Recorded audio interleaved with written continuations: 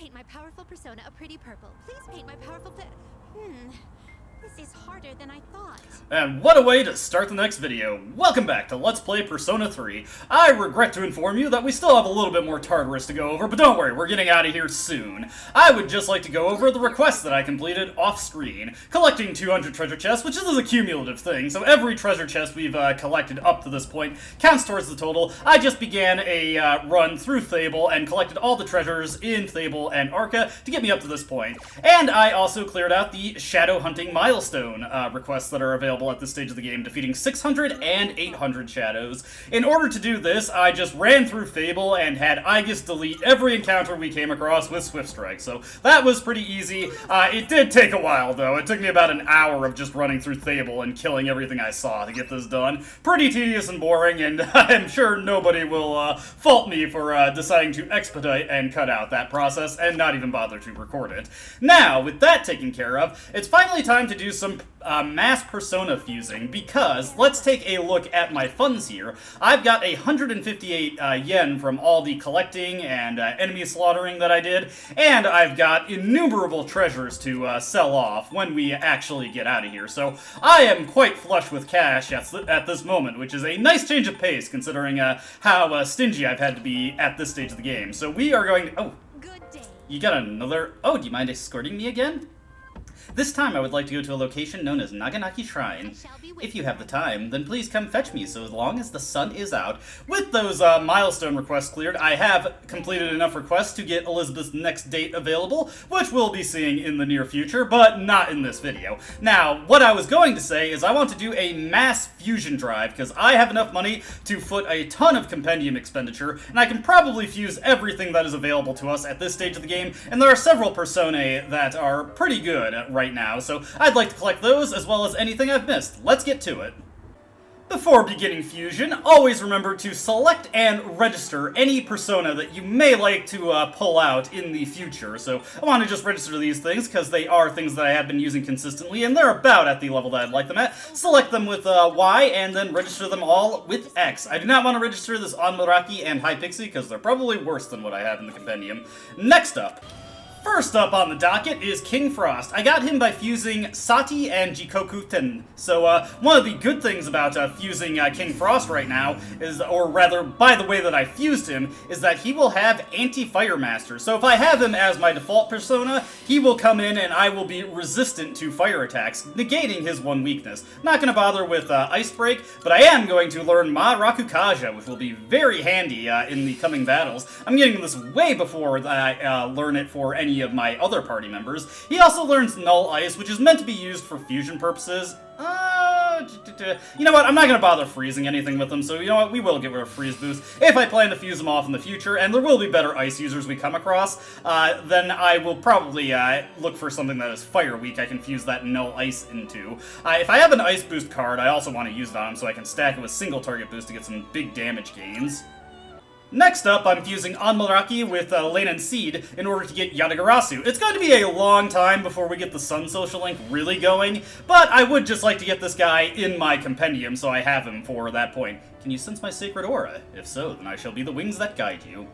I did fuse him in with Medea, Diorama, and most importantly, I had carded Divine Grace onto Lane and Seed. So he has that skill.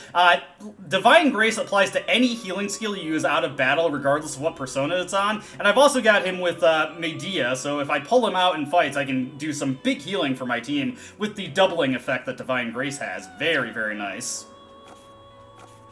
Are you finished?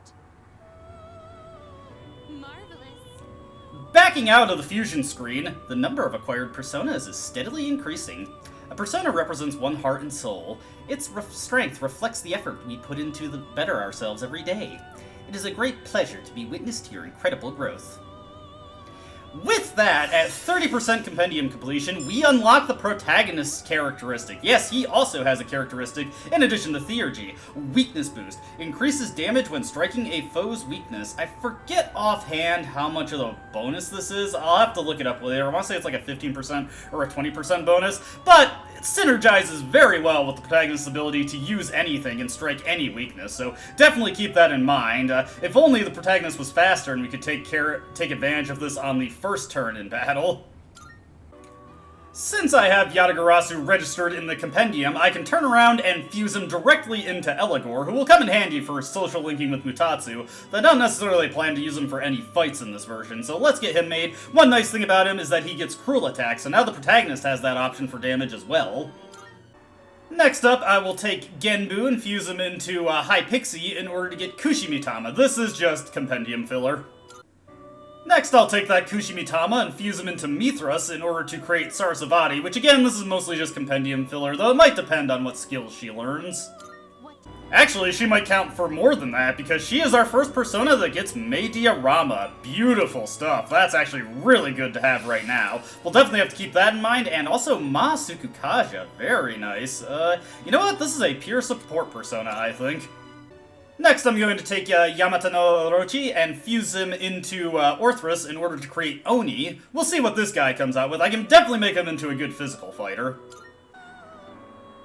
I pulled Shisa back out of the compendium, and I'm going to fuse Sarasvati into him to create Queen Meb, since this is the only combination that I have that results in this. As you can see, she learns multi-target boost, so that's something handy to keep in mind. Next, I will fuse Eligor and Linen Seed in order to create Baphomet. This will work out pretty good, because Eligor has Maragion, so that adds a extra level of usefulness to him, since he comes with Fire Boost from his level up there.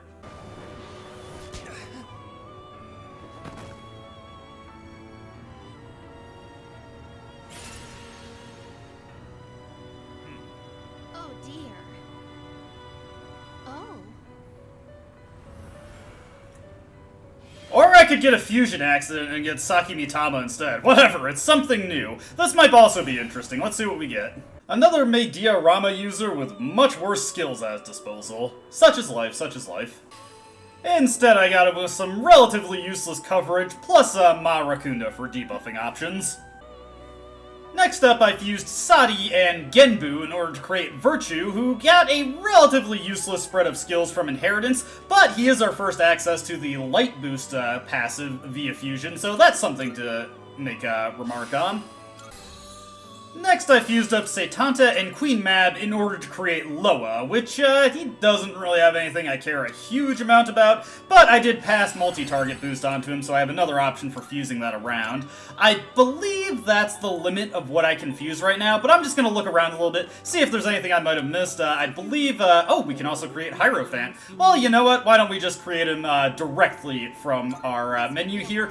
Special fusions, you can actually pull Personae directly from the compendium and just pay the cost within this menu in order to create them. Pretty handy right there. Let's see, he gets innate crit rate boost, so let's take him with a Pierce boost. Let's give him Cruel Attack, a very good option right there. Anything else I can get into him? I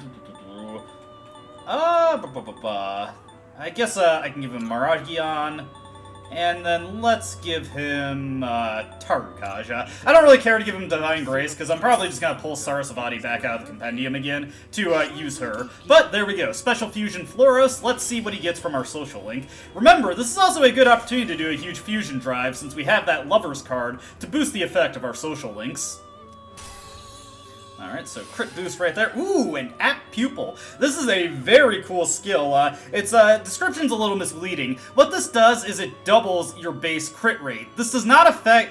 it does stack with bonuses like crit rate boost, but does not directly boost the effect of crit rate boost. What I mean by that is that first your critical rate is determined, then Apt Pupil doubles that rate, then the flat percentage that crit rate boost adds is added on top of that doubled rate. So that's how that works. I don't need Tarukaja, so we'll just get rid of that. And, ooh, Herculean Strike. Much better than Swift Strikes at this stage of the game. Definitely take that in. This actually turned out to be an amazing persona. Very good stuff. Good thing I was reviewing that special fusion menu, because I actually haven't done any special fusions yet, and also pointed out a persona I missed, Strength Matador. So I can just create Matador by taking Jiko Kuten and fusing Rakshasa, and when you fuse two matching arcanas together, the stronger one will be ranked down. So that's a way you can get personae that you missed within these fusions. It works a little bit differently in Persona 3 FES. If you fuse two matching personae together, it's usually the weaker one that ends up ranking down, which is a little frustrating. Going back into special fusions, I'm now going to fuse Fortuna, who I'm well past the point of finding any use in her, but I'll fuse her anyway for the compendium completion. Next, I'm going to take that Matador that I fused and combine him with some compendium personae in order to create Pale Rider, another persona I've grown past, but compendium completion. Now for the real last thing I'm gonna fuse. With Fortuna and Baphomet, I can create Yakshini, who is pretty useless, but I'm gonna make her anyway. Man, I just keep eating crow. Okay, Yakshini and Mothman into Thunderbird. Oh boy, that was intense. As you can see, I've drained my entire wallet, so definitely gonna need to liquidate all that treasure once we get out of here. That was 25 minutes straight of fusing, but with all that fusing done, we've reached our next fusion milestone, so let's take our reward for that and get some Twilight Fragments. Gonna be a little bit before we get our next request for more fusion, but we're probably going to be well on our way to completing that when we actually tackle it. With all that said and done, we're finally ready to leave Tartarus and go on to the boss the next day.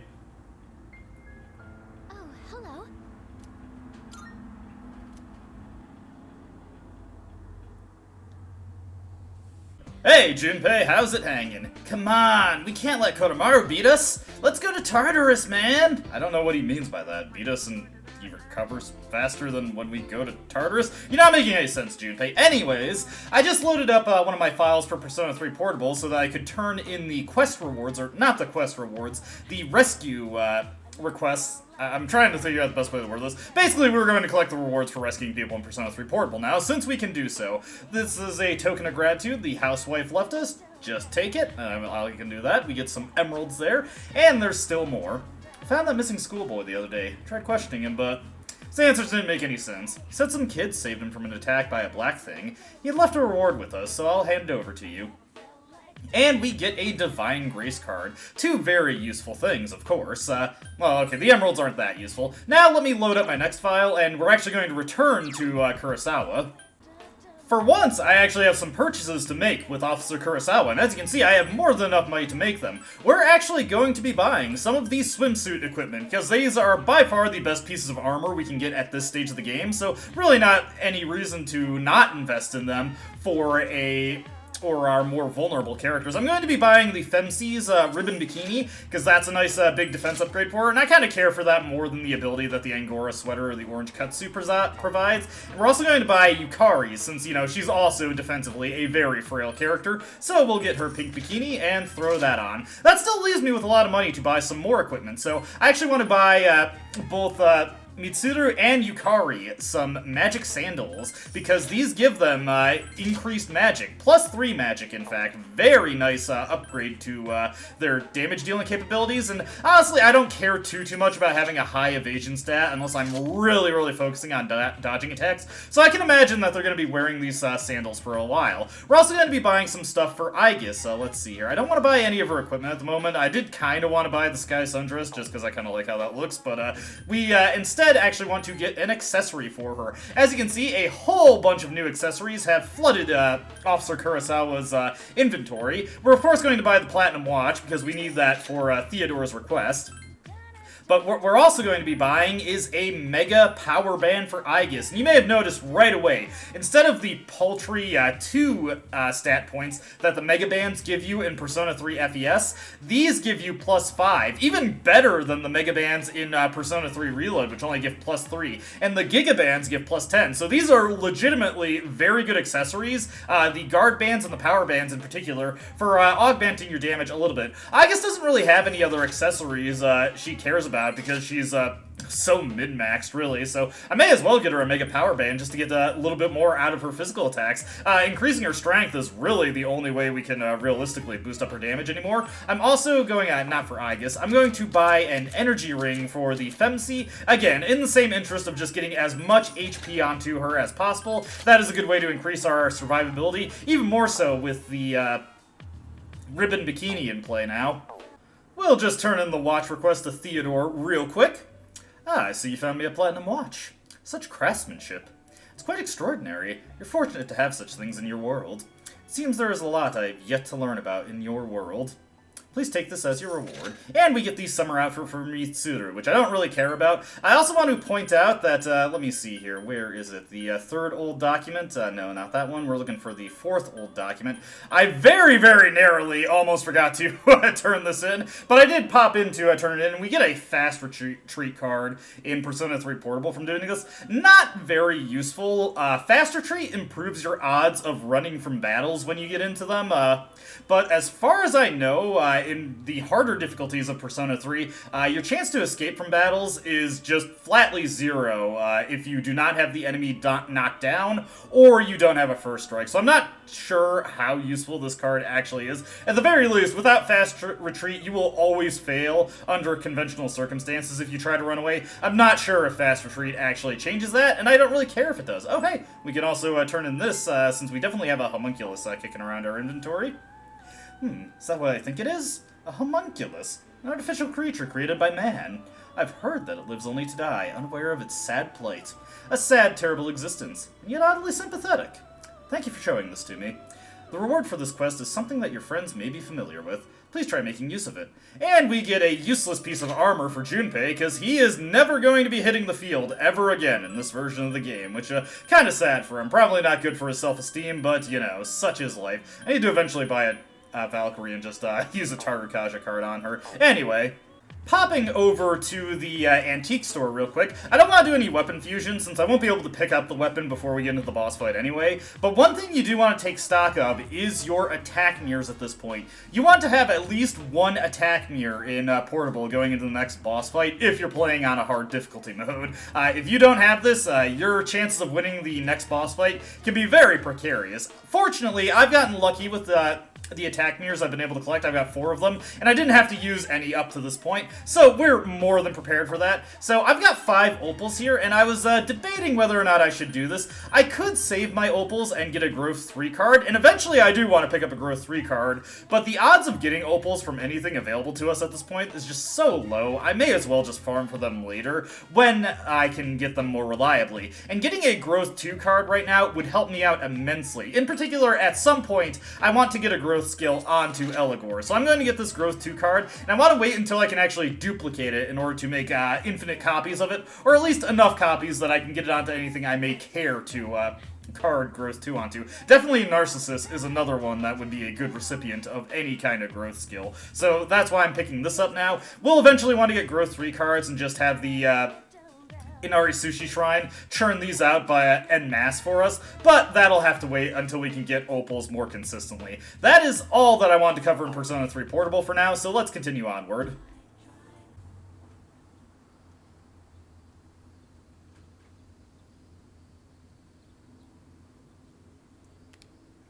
There will be a full moon tonight. A powerful shadow will appear. I should stay home today and conserve my strength.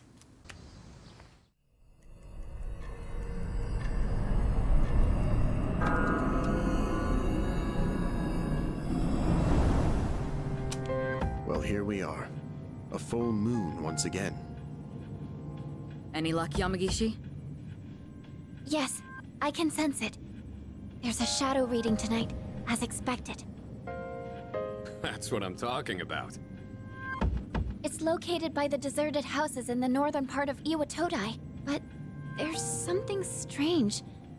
The reading is coming from underground. Almost 10 meters.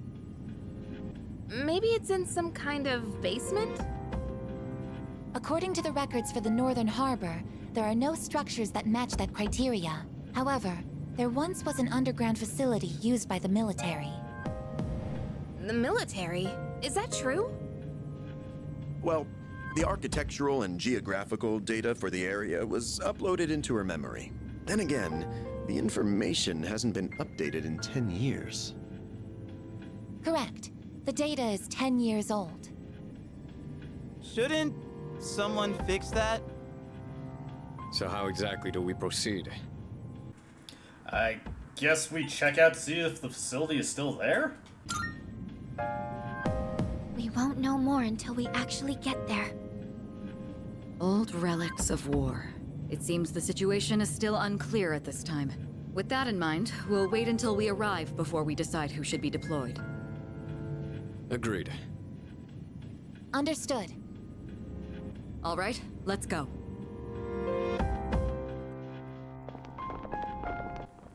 Iwatodai Northern Harbor, underground facility entrance. I didn't know there was a place like this so close by. Target should be around here somewhere. Oh, well done.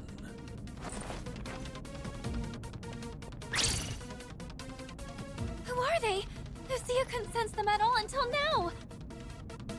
It's so nice to finally meet you in person. My name is Takaya. This is Jin. We are known to some as Strega.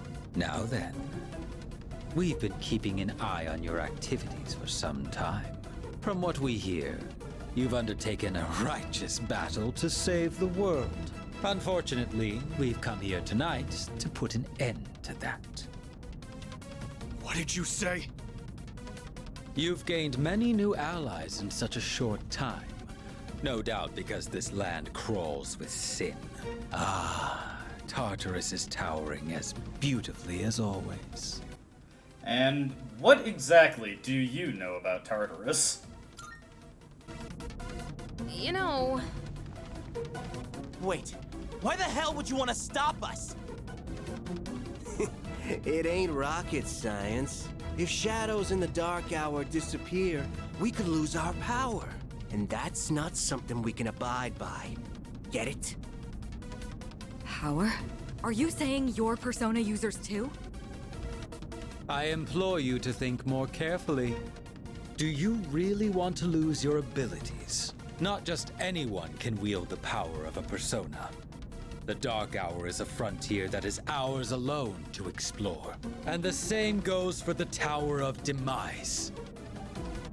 that's your reason for stopping us? Then you're the ones who need to think. Who knows what might happen if we don't do something? A catastrophe brought on by the shadows. What difference does it make, really? Disasters will always exist. And humans will always destroy each other, regardless of what the shadows do. Either way, no one can predict what misfortunes will befall who. But more importantly, it's time you accepted the truth. Surely you will acknowledge the sense of fulfillment the Dark Hour has given you. Not really. I actually feel pretty exhausted most days after doing this.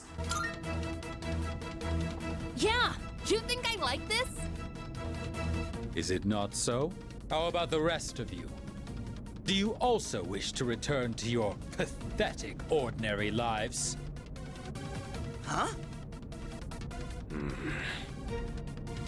I don't enjoy this at all. Whatever. You all got your own selfish reasons for fighting. That so-called justice of yours ain't nothing but an excuse. There's nothing righteous about any of you. You're all just hypocrites. Like hell you chumps are gonna stop us. What did you say?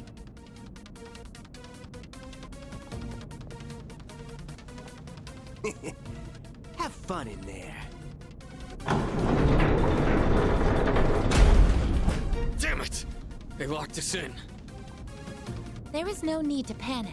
Instead of wasting resources, I recommend we prioritize the shadow first.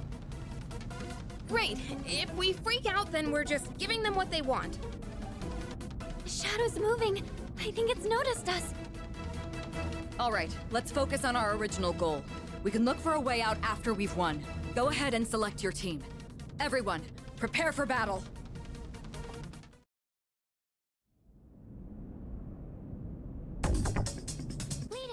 There was a slight accident, but let's focus on the mission for now. I feel the target's presence from beyond that door. Once you're ready, we can go. So, unexpected complications there. Seems that we're not the only Persona users active during the dark hour. Not that it seemed like we had any reason to suspect, as the audience, that Strega wasn't capable of doing that. They were certainly capable of staying active during the dark hour. So, with that, we are locked in here. Somehow, Jean just telekinetically closed the door. We have no choice but to head on and try to fight the full moon shadow, and hopefully find a way out afterwards. Now, let's decide on our party here. For reload, I'm gonna be going with Aegis, obviously. Then we'll go with, let's reorganize how our party is laid out a little bit. We'll go with Yukari, Junpei. I guess this is the only version of the game I'm going to be using Junpei, and just for flavor, more or less, because I can get away with using Junpei here, even if he's not the best choice to bring along. Let me equip my Sarzapati to start, and do I want to change anybody's equipment? I don't really have anything that too useful at this point in, reload. One thing to note, though, is that I did find a Mega Magic Band for Yukari, so I was able to slap that on her. I think this should be pretty good. You've each got your own reason for fighting. Justice is only an excuse. And that makes you all hypocrites.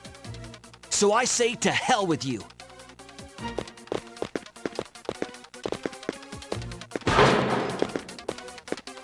Have fun in there.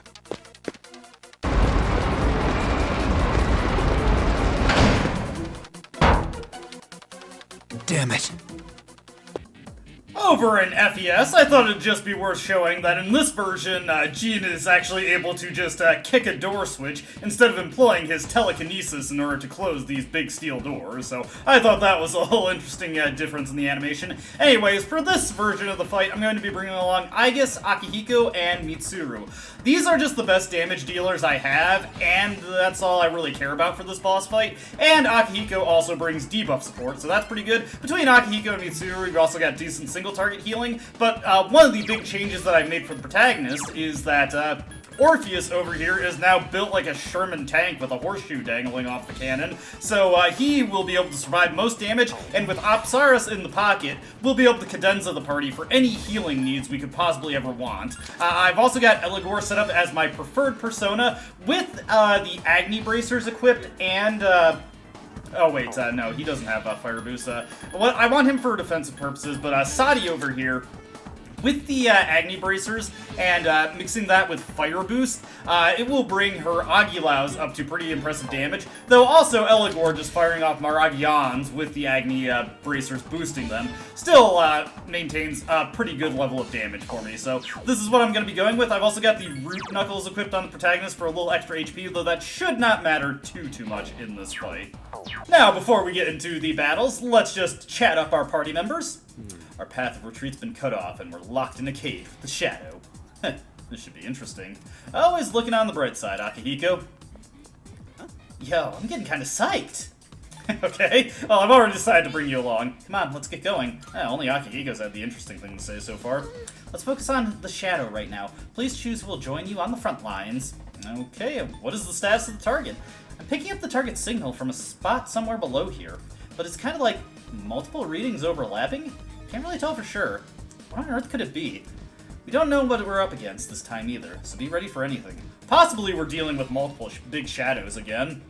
We'll worry about how to escape later. Defeating the shadow takes top priority. Do you want me to go? No! Okay, and Aegis. It's possible to destroy the sealed door. However, there's a possibility the entire facility will collapse. It is inadvisable to risk putting everyone in unnecessary danger. Additionally, ensuring destruction of the target remains our primary objective. Alright, let's go! With all that taken care of, 17 meters underground, here we come. I sense the target 2 blocks ahead of you. It seems to be moving slowly downward. Don't let it get away. Hopefully the big shadow is the only thing we have to worry about here. This facility was in use during wartime. Interesting. And it looks like there is still some remnants of the wartime era. Looks like canned food. It's almost like an emergency bunker. Tables and boxes clutter the room. Anything else interesting in here? There are cobwebs stretching over the boxes. And finally over here, that skeleton used to be somebody. Memento mori. Anyway, continuing on to the next block. Heading down this way. This place. It seems it was some kind of armory during the war. These tread marks, they're new. I wonder. These could belong to the target. Stay alert, everyone. Not sure why that meat suitor line wasn't voiced, but whatever. These weapon parts look complicated. And what is this on the desk? Something's on the desk. A revival bead. Hey, handy. What are all these documents? In the hopes that this message will reach my loved ones, I have sealed this journal for its protection. We few survivors have ensured the completion of our goal. So many of our cohorts will never know our success. I pray their spirits find rest in the wake of this turmoil. To my mother, my wife, and my children, please do not think that I have abandoned you. If securing your futures means giving my life, then I will have done so happily. Honor my memory by living. War is hell. War is hell. Let's see. We do have to go that way, but there are some goodies here to grab in reload, so get a Twilight Fragment for our diligence. Those two just now. No, worry about that later. The shadow comes first. Man, I'm not even getting any good trash from these. Target's gaining speed. It's continuing down the tunnel. Hurry and chase it down. Is it running away from us, or is it trying to lead us into a trap? Well, it's not like we have... It stopped. It turned around. It's waiting for us 1 block down. Please be careful. Switching over to FES very briefly. Well, first off, we got a skeleton here. The soldier died face down. Unfortunate. But also, we actually do have enemies in the tunnel in this version of Persona 3. And it's worth noting, these enemies are special. They are not enemies we fought thus far. They are enemies from the second half of Yabasha. So you want to be very, very careful when engaging with these things, because they are much, much stronger than the things that we've been clowning on as of late. And they can easily defeat you if you let them get a first strike. Which, remember, on hard mode in Persona 3 FES can just happen randomly if you do not get a first strike, and unfortunately, this guy is not making it easy for me to get a clean hit on his back. There we go! Finally, after like 30 seconds of waiting, I got these guys right here, the Insidious Mayas. We'll be seeing plenty of these guys later, but for right now, let's just focus on blasting through them so we can get to the main event. You do get some pretty good experience from seeing these guys right now, and also you get to see the annoyance of your stuff missing. Over in Persona 3 Portable, I actually got some different enemies. Mind Dice. May as well have Fuka scan these. One thing to note about Eligor in this version of the game is that he has a way higher magic stat, so his damage will actually be relatively competitive with Sadi in FES, despite the fact that he doesn't have access to the Agni Bracers. Also, excellent one right there, I guess. As I was trying to say, it's not like we have any other choices. Hey, another Twilight Fragment. This has just been a veritable treasure trove. We're like scavengers, really. Man, nothing in these little pedestals. I'm getting kind of disappointed in this. I'm taking all this effort to smash them, and they're not giving me anything. Hello! Target's up ahead. Are you ready? I'll say it again. As ready as I'll ever be, Fuka. This is the source of the tread marks? It looks like the shadow is using the Tangus armor. Get ready, everyone! Here it comes!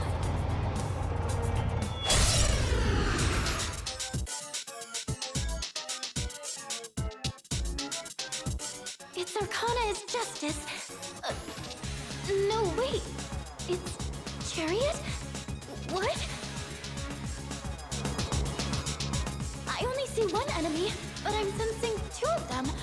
I've never seen a shadow like this before.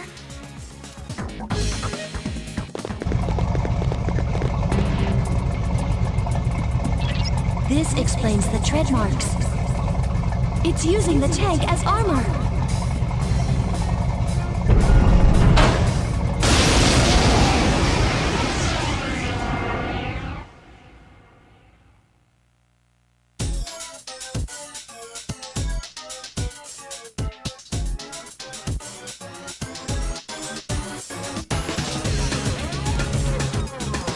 Its arcana is justice. Wait, it's Chariot? What the? Why am I sensing 2 entities? It doesn't make sense. As usual, we're going to start off with the most evergreen version of the boss fight, Persona 3 Vanilla and FES's version of the fight. It also would behoove me to remember which version, or which order I'm going to be recording these fights in, so I can better fake surprise at what happens when we get to certain parts of the battle. Anyways, I set up my tactics a little bit preemptively. I'm gonna put Mitsuru on full assault here, make sure she's doing nothing but boofalas. We will just take a look at this guy. Akihiko's on heal support, and he's just going to be rotating through his buffs and debuffs until he finds, or rather his debuffs, until he actually hits it with the thing I want to hit it with, which is Tarunda. I'm just going to be wailing away at this thing with the strongest stuff I have, which Agni Bracers boosted Agilao, especially when augmented by Fire Boost. Pretty solid damage right there. Akihiko and Mitsuru. Hey, you went with Tarunda right away. That's actually all I really care about. But Akihiko and Mitsuru are kitted out with the Varuna Bracers and the Indra Bracers. Not in that order. So they're going to be doing some pretty good damage. You'll notice that Akihiko hit distinctly harder than Mitsuru there. Do I want to, you know what? When else am I going to get a chance to do this? Let's set Akihiko to full assault, and let's use Cadenza to get the party's evasion up. But Mitsuru's damage is actually fairly low at this stage of the game, just because I haven't been using her too much. She's a little behind in levels, and she hasn't gotten Ice Boost either, so she's not going to be laying out the same level of damage on the protagonist is. Akihiko should be doing relatively better here. I think he already has Elect Boost, so you're seeing a good example of how having more raw damage boosts can matter a lot more than having, what is it? Just a high attacking stat. Let's just dispoison Akihiko right away. Remember that ailments really screw with the AI. You'll notice that Aegis is using her physical attack, and that's because she's determined that it's higher and more reliable damage than what she can deal with her skills. If the AI knows that its weapon strikes are the strongest thing it can do, that's what it's gonna do. Wait! It's separated into two! I see now. The vehicle and turret are different types. One's Chariot and the other's Justice. They seem to be coordinating their attacks, too. Please, be careful. Alright, makes sense here. Now what I want to do at this point is I want to switch over to Eligor to make sure that I have Pierce Resistance, because that's the main threat we're going to be dealing with here from the Justice over here. What I want to do is I want to scan Chariot, and I'm going to have Akihiko and Mitsuru target it, and that should just have them focus with their strongest attacking options. What I'm going to do is I'm going to have Aegis go into Orgia mode here, and ideally she's going to start throwing out some Swift Strikes, and to make sure we're getting the most damage possible, I have plenty of Sutras on hand. Note that Akihiko's Tarunda does not carry over into this stage of the fight. Once the separation happens, they have separate buff and debuff trackers, so anything you placed previously, unfortunately Aegis still had her power enhancer boost going, so she did not get her attack buff refresh there, but that's okay. And did not get that on the enemy that I was hoping would get hit by it, so that's rather unfortunate. Not a big deal there, though. As you can see, the Chariot isn't really any more resistant to physical attacks than the Justice is. What you want to watch out for with the Justice, though, is his Pierce attacks. He has very high-end multi-targeting attacks, or rather multi-hit attacks. Okay, so he's power charged. So we just want to make sure Chariot gets taken down before it gets a chance to do anything. I'm going to blast off with a Miragion here. Deal some pretty impressive damage in spite of Eligor's pretty low magic stat. That's the power of using stronger skills, as well as just having the 50% boost from the Agni Bracers. This should result in the Chariot being taken out. And I think, oh no, she's just gonna go for the Pipe Smack. And as you can see, now the Justice is going to Sama Rekarmit. But since it was taken out, that purges the, Give me a sec. what is it? The, blah blah blah blah. The power charge that it had. Now we're going to switch things up a little bit. We're going to assign the target, just make sure they're on Justice, and we're gonna just keep firing off the Miragions. When one falls, the other is going to revive it, and then after enough time passes, they are going to merge back together, and the lower health total is going to be the health of the reformed tank. Okay. And let's see what happens here. Okay, that's actually perfect. Tentarafu is a little unfortunate, but fortunately Tentarafu is pretty unthreatening in this game. All it does is prevent you from using persona skills, and that actually works out brilliantly for us. So, if I am correct here, and I'm pretty sure I am, I'm going to set my party members to full assault instead of dedicating specific targets to them. Let's see here, or delegating, I probably should say. No, okay, it averaged it out. That's okay. Oh, it actually retained the attack debuff. But we've got this thing in a pretty precarious position. I'm just going to take a little moment here to give myself... Actually, you know what? No, I don't need to do that. Let's just go straight into blasting off. We're going to switch back to Sadi for the most damage possible.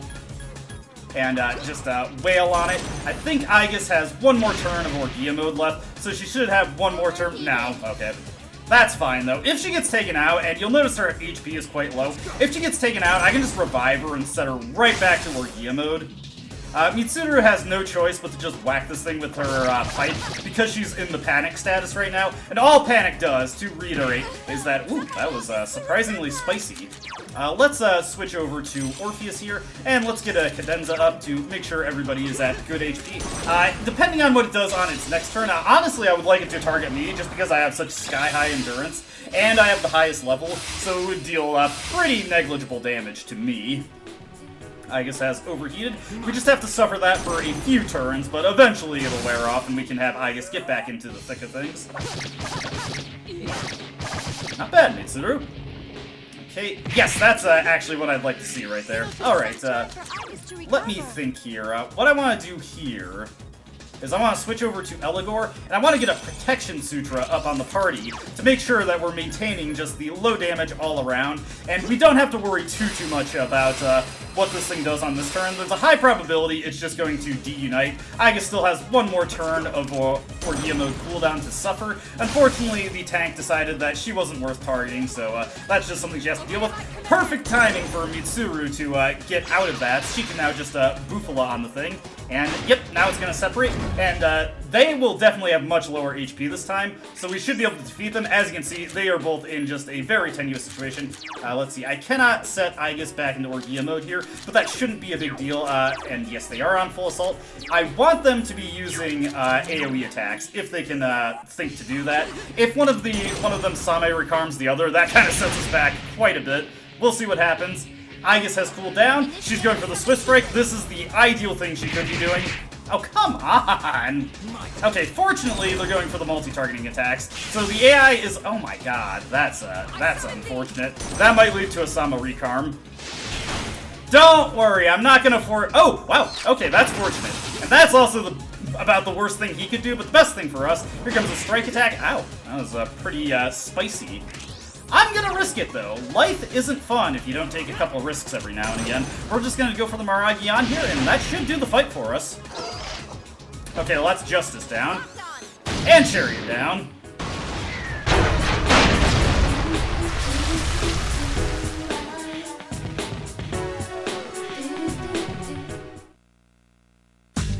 I can tell if an attack will work on the enemy or not. This ability will only work after you've analyzed an enemy. Be sure you analyze the enemy so the battle would be easier. And there we got a new skill for Fuka, Third Eye. Sorry I cut off the first little bit of dialogue there, but Third Eye tells you if an enemy nullifies, reflects, or drains an attack, though it does not visually communicate to you if they resist an attack or if they're... Sorry, got a hiccup there. If they're weak to it. So it's not that helpful in that regard, but it's a good idea to just keep an eye on your targeting cursor to make sure you aren't targeting something that is immune to something that you do.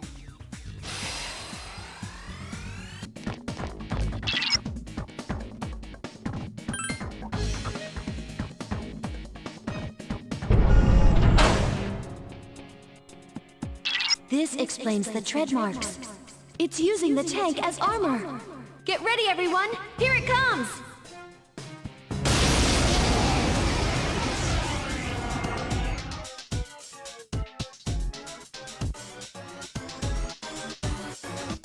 Its arcana is justice. Wait, it's Chariot? What the? Why am I sensing two entities? It doesn't make sense. Alright, next up is Portable, and at the start of this fight, this is more or less exactly like how it is in Persona 3 FES. One thing I want to take a quick look at here is I really hope I have something with Tarunda, because I was not able to get any protection sutras. I do have Empusa right here. She should be able to survive long enough that I don't need to worry too much about the damage this thing can deal to me. The main thing I want to focus on here is just making sure it's not totally annihilating Yukari. You can see that I don't have the Source Bow on her. I've got her equipped with Pleiades instead, because that gives her +7 magic alongside the magic sandals, so that'll help her out a little bit more. Let's have Aegis do a kill rush here, and I'm actually going to have Yukari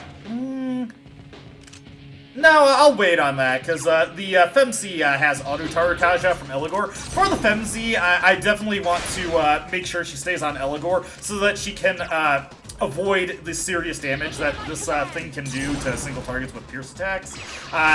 Once the fight gets to the next phase, let's see what happens here. Okay, the Femc and Mitsuru are poisoned. That's not a big deal. I just want to switch over to Eligor, and I don't mind losing some turns here. When the things separate, that's when my ability to deal big damage is going to come up here. A little bit unfortunate that I'm burning my Auto Tarukaja here, but if all goes according to plan, I should be able to get at least one attack off with it still in effect. I'm having Aegis use Kill Rush,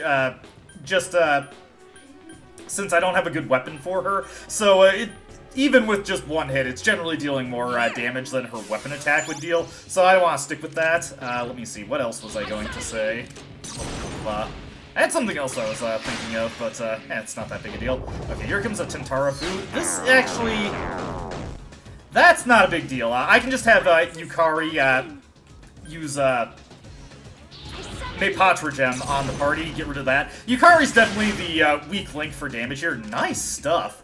Because she does not have Garula yet. Yeah, you see, the single hit from Kill Rush did 72 damage. If I had a better weapon for Aegis, I would just have her stick to her weapon attack, because she would reliably deal more damage with that than she would with if Kill Rush only did a single time. She'd otherwise need to get 2 hits with Kill Rush in order to make sure that she was dealing good damage. Alright, now it's separating. Now here's where things get very, very critical for what we want to do. I see now. The vehicle and turret are different types. One's Chariot and the other's Justice. They seem to be coordinating their attacks too. Please, be careful. First things first, I'm going to send Aegis into Orgia mode, and how I want to go about this is very, very important. Let's send Aegis into Orgia mode, and now that the Tarukaja has expired, let's throw up the Fierce Sutra. Now Aegis will have Orgia mode and the boost of a Fierce Sutra on her side, so that should help out a ton. I have a very particular move I need Yukari to make here. She's going to go for the Swift Strike, which should deal some pretty good damage. Nice! That was actually amazing. It was unfortunate that it missed. Absolutely, absolutely. No matter what, somebody this turn has to use an attack mirror. It may potentially not matter, but we want somebody to use an attack mirror. We will have some serious problems if an attack mirror is not used here, and a particular move comes out from Justice. Let's throw out a Bufala here on the Chariot. Okay. He didn't do his big move. You want to have an attack mirror up, though. There goes my Homunculus. That's unfortunate. Okay, that's good, that's good. But the thing is that Justice, I don't know if he has this move in FES, because I've never seen him use it.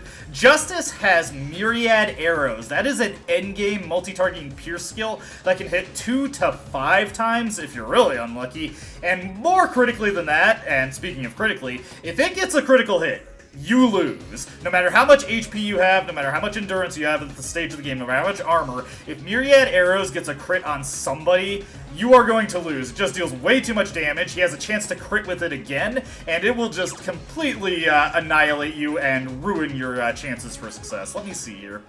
I'm gonna use Twin Shot on... Actually, I should have used Maragi on there. Oh well. That still worked out. Aegis is gonna go for the Swift Strike here. Nice.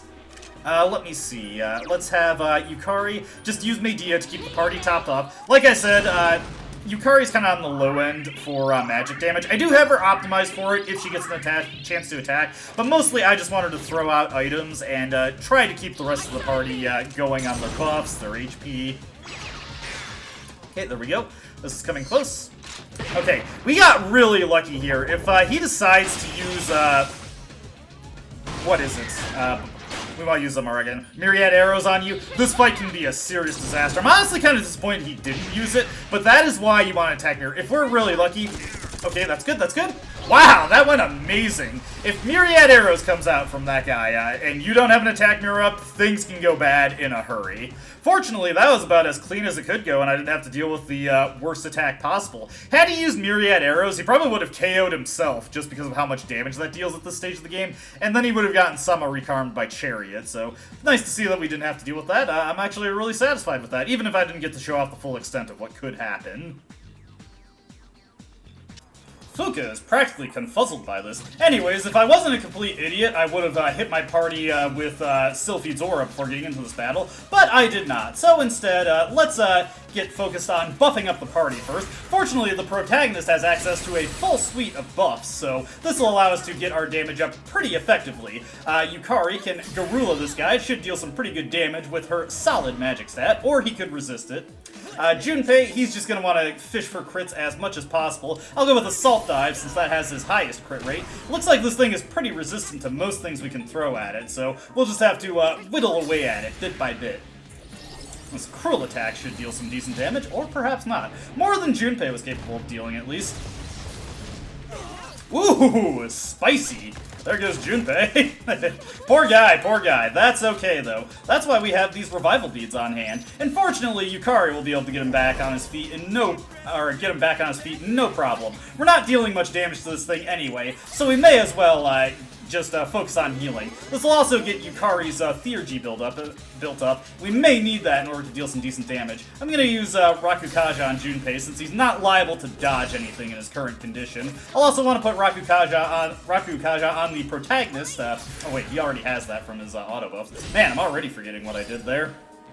Let's see, it's targeting Yukari. Well, that sounds like a convenient way to just indicate that's a problem for me. Next up, I want to, do I have a single target version of that Rakunda? I didn't have enough money to get the exact party I wanted, so I do have to be mindful of what I'm using here.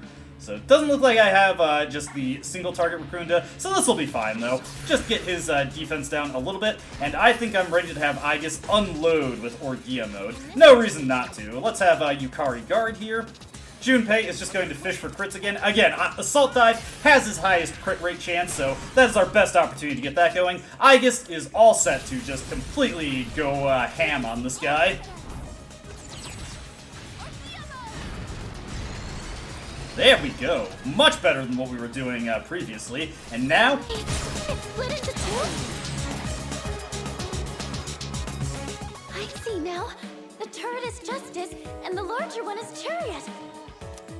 The smaller one seems to have less stamina. Now we can defeat them individually.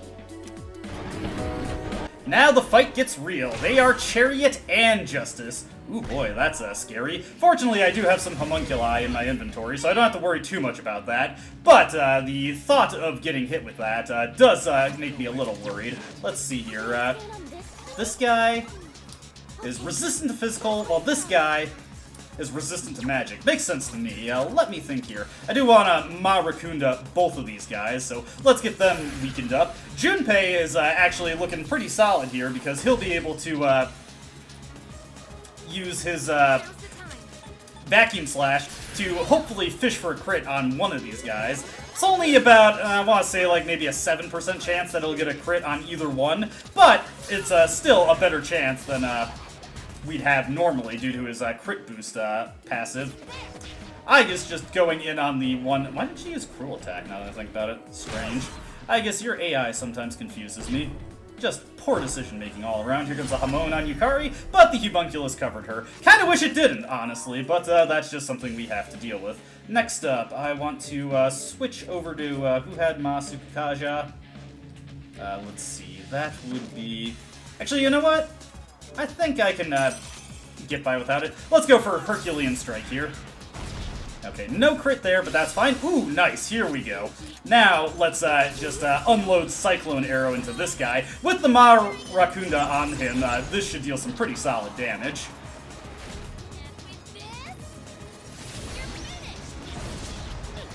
Prodigious, prodigious. Junpei's defense is reverting, but he's not too concerned about this at this point. We'll go for the vacuum slash. Hey, Andy got the crit. Beautiful. Not that the fight is that simple, but let's see if we can't subvert the gimmick a little bit. There she go. Now she's using the cruel attack. As you can see, he is going to restore the little one. It looks like both enemies can revive one another. You're going to have to defeat them at the same time.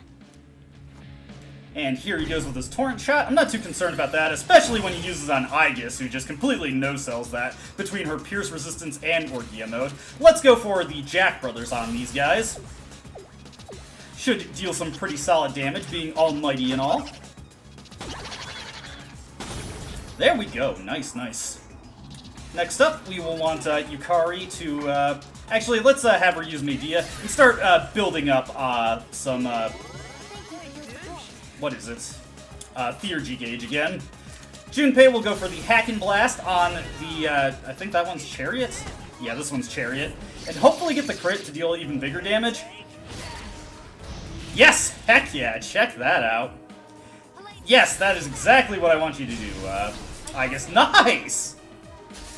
Unfortunately, the cooldown is coming through. These guys are uniting, but this actually works against them.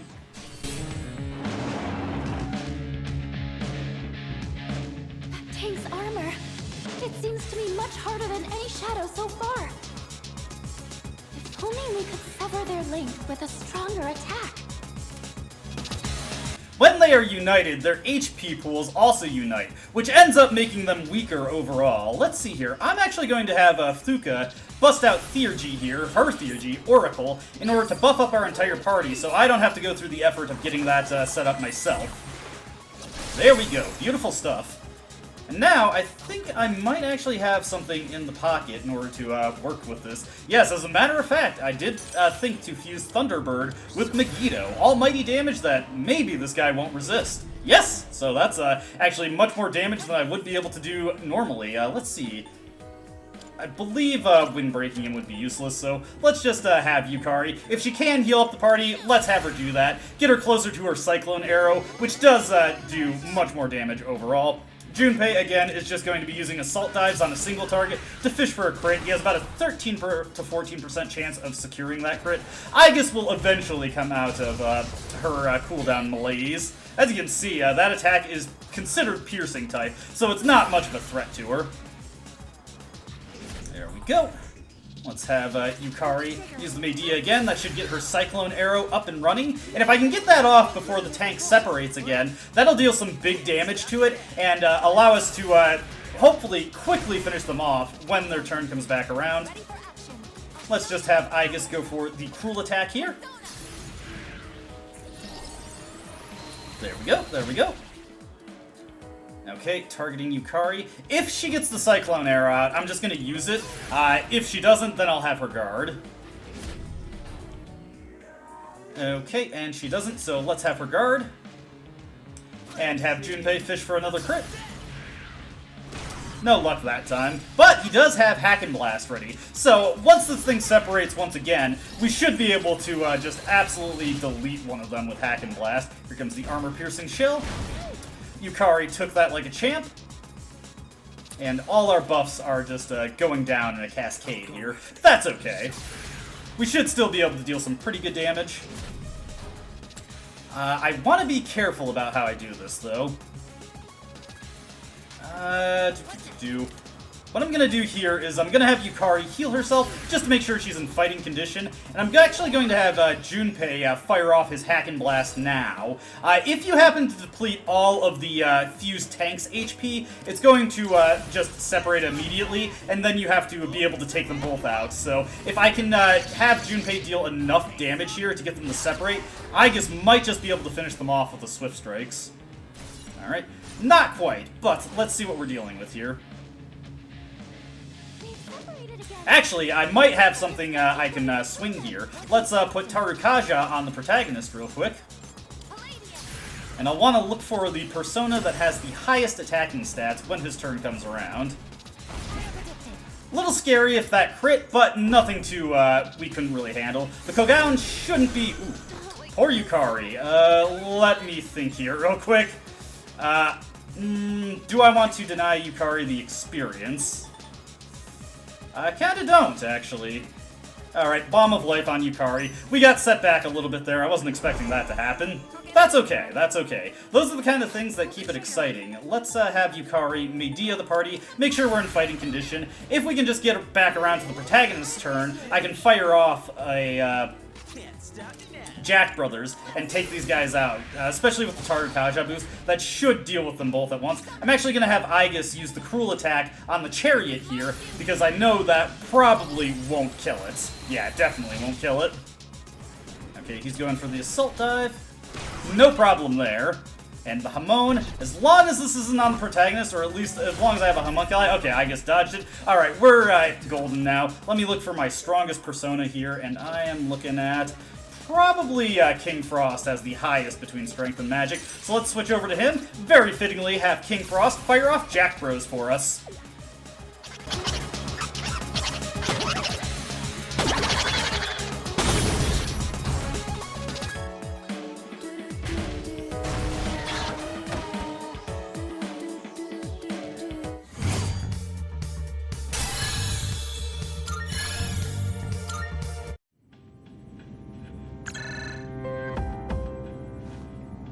Yes, I'm here.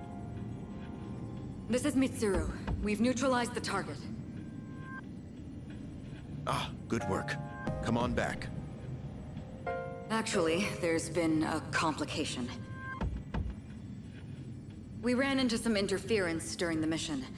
It seems they were persona users. Persona users? Yes, more than one. They appeared during the dark hour and seemed to know who we were. Did they say anything that might give us a hint to who they are? Now that you mention it, I believe they called themselves Strega. Strega? All right. I'll see what I can find out. Thank you. There's one other thing I have to report. We unfortunately fell into Strega's trap, so we're locked inside the facility. Ah, I see. Since the threat has been eliminated, I'll send someone over as soon as I can. I'm sorry for the trouble. We'll be waiting. Other persona users.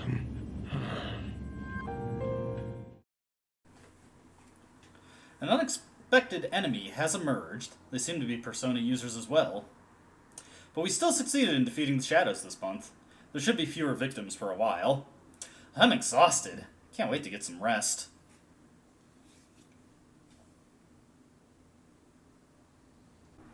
And in Persona 3 FES, we learn a new tactic. Same target. This is a fairly useless tactic. It does what it says. Your team a team member that is set to same target will target the same thing that the protagonist attacks on that turn. On its own, it's pretty useless. You can either use a sign target, or when a character is set to full assault, they will just attack the lowest HP thing anyway, so that kind of accomplishes the same thing as same target. However, there's a couple of specific instances where same target can prevent your party members from doing something stupid when they're set to full assault, due to certain skills that are still qualify for use while they're set to full assault, even if they aren't technically useful.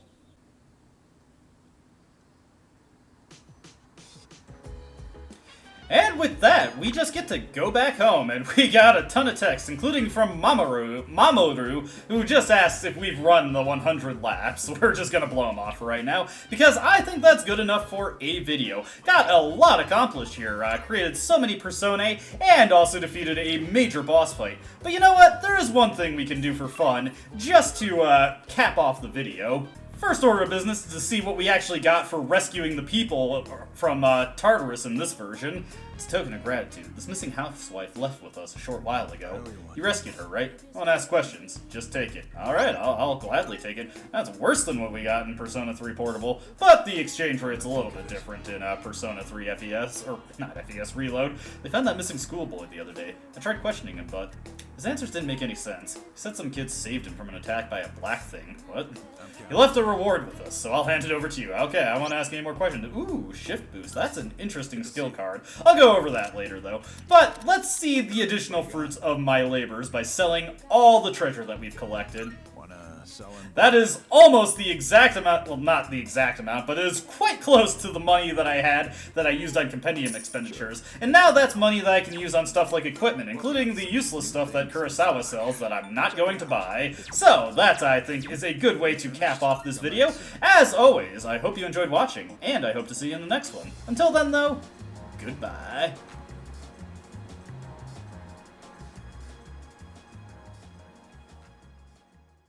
I don't dispute the doubts you've outlined, but it's my right to waste your time.